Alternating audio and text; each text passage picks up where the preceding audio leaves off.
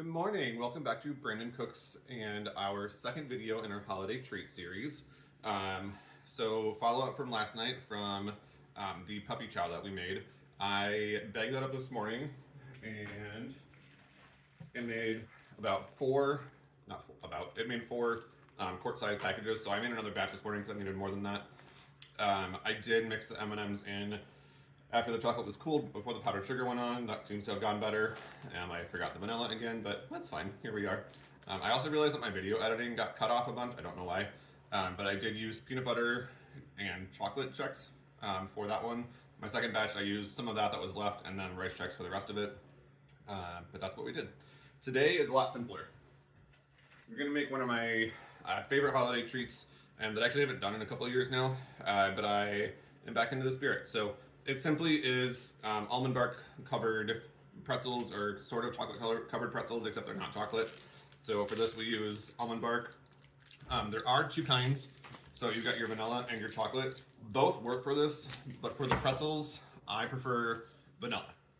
So that's what I'm gonna make, and we're gonna use the chocolate for part 3 in a different video. So I'm gonna use this.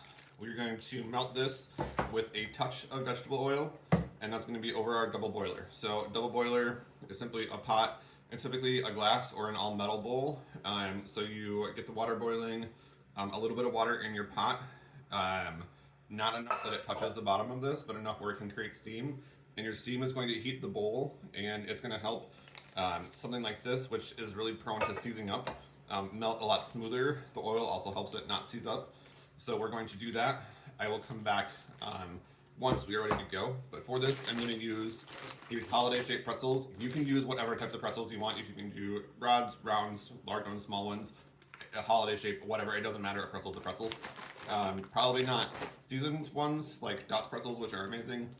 Probably not good in something like this, but you know, I'm not going to muck your world or whatever. And then I like sprinkles. For this specifically, I use the non-imperials. I don't know how to say that correctly. This one doesn't have like a shaker top, so hopefully this doesn't like come out and cover everything too bad, but I like these for this. I have different sprinkles that I like to use for my chocolate almond bark for the recipe we're going to use there. I think it's a texture thing. I have a texture thing. It is what it is. But for me, the sprinkles do make this. I think they are an essential ingredient. And then we're also going to use one of these guys to help coat and shake our pretzels when we're done. So I'm not going to take you over to the boiler because that's a boring part, but I'll come back with you once we have our vanilla white chocolate melted, and we'll go from there. Okie dokie.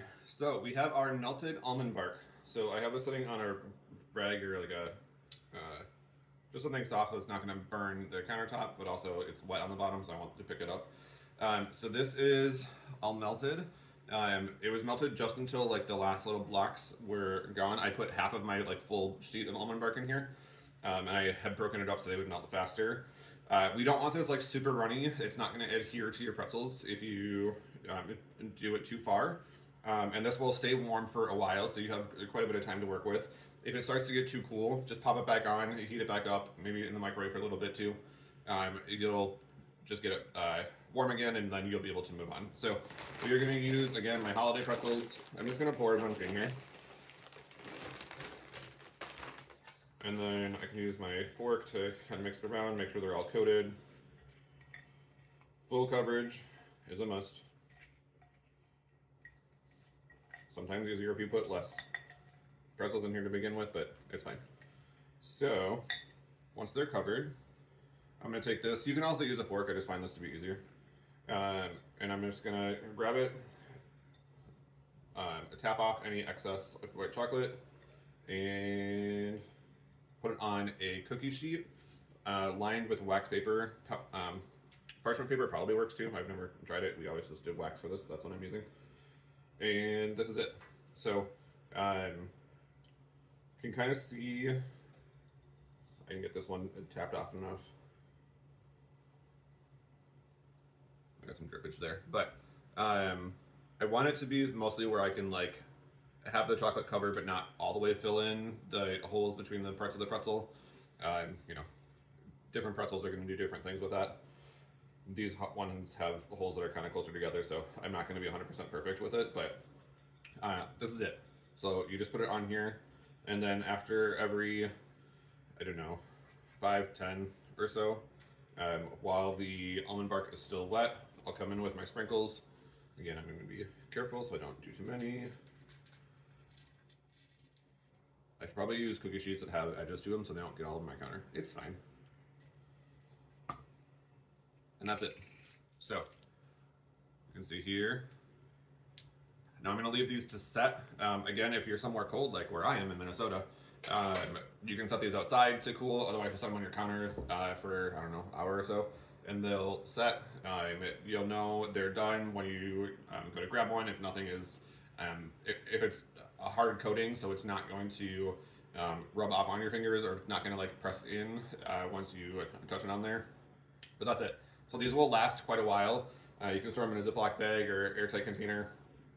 They'll last for a while. If you're gonna be making a bunch, you can also throw them in the freezer in a Ziploc bag, and you can bring them wherever they're gonna go. It's good to do these in batches. I remember growing up, we would have like our entire kitchen table filled with these and other treats while we were making them. So good memories there. So this is also super easy, and like if you have kids, especially when you're doing something like this, it's kind of fun and engaging. They love this. I loved doing this as a kid. I think my brother did too, even though he doesn't really like to cook. So go for it. Make some memories with your family, and that's all I got. It's an easy one for today. We'll be back a little bit later with part 3. Have a good day.